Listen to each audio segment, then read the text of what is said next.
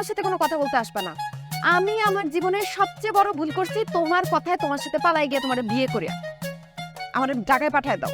আচ্ছা আমি তো তোমার বুঝাইয়া কইলাম অনেকদিন ধরে গ্রামে আসি না, এই জন্য লোকগুলো আমার উপর অভিমান করছে, আর কিছু না। তারপরে যদি না বুঝো কেমন লাগে? কিসের অভিমান? আমার এইসব উল্টাপাল্টা বুঝ দিবা না। আমার বাইগো এখনই আমি কল দিমু, তারা আইসা তোমার একটা বিচার কর।